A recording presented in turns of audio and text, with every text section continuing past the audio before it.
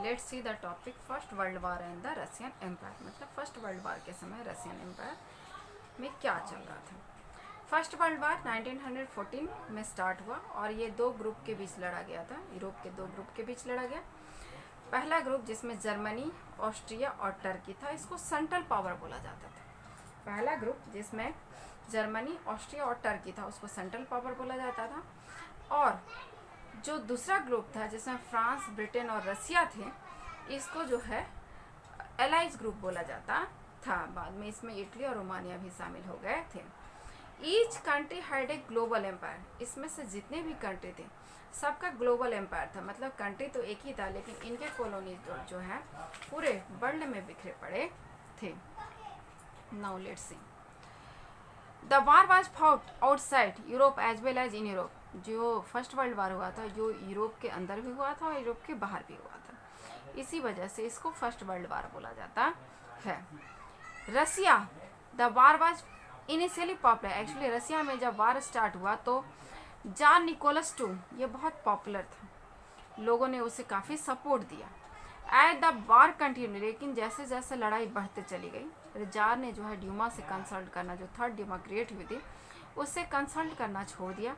और जैसे जैसे कंसल्ट करना उसने छोड़ा, उसका जो सपोर्ट था वो भी धीरे धीरे कमज़ोर पड़ने लगा। एंटी जर्मन सेंटिमेंट्स जो है वो हाई हो गए। चूँकि अपोजिट में, रसिया का अपोजिट में जर्मनी था, इसलिए लोग जो है जर्मनी को नापसंद करने लगे। और ये कैसे देखा जा सकता है? ये ऐसे देखा जा सकता है कि इसी वजह से उन्होंने पेट्रोग्रेड का नाम जो है चेंज करके सेंट पीटर्सबर्ग कर दिया, क्योंकि पेट्रोग्रेड जो है एक जर्मन नेम था। जारीना, जो जार की वाइफ थी जारीना अलेक्जेंड्रा, ये जर्मन ओरिजिन की थी, मतलब जर्मनी से बिलोंग करती थी।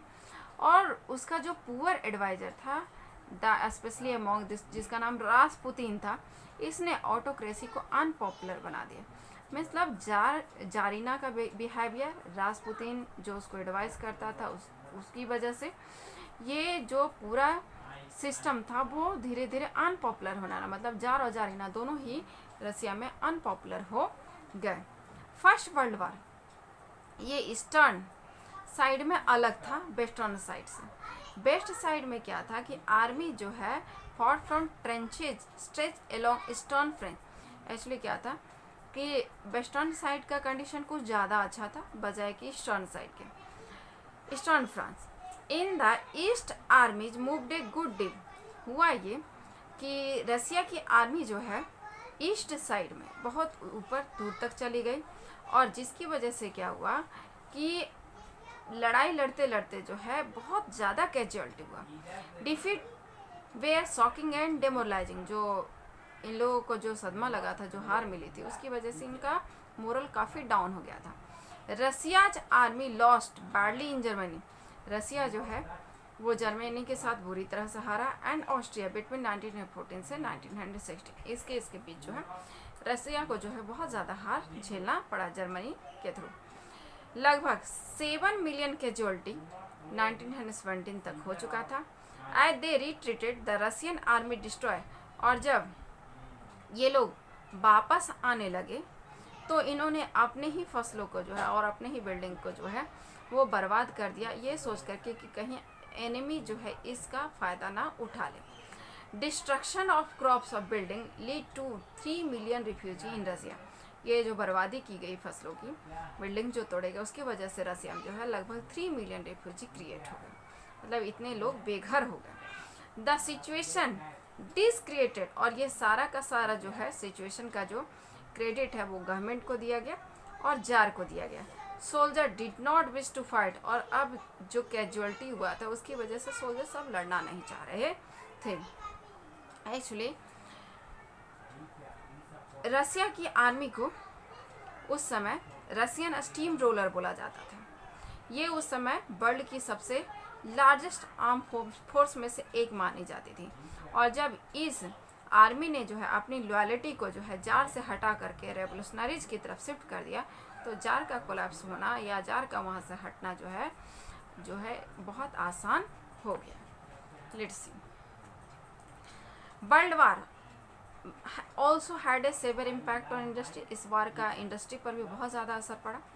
रसियन ओन इंडस्ट्री, एक्चुअली उस समय तक ऑलरेडी जो है रसिया में बहुत ज़्यादा इंडस्ट्री थे नहीं।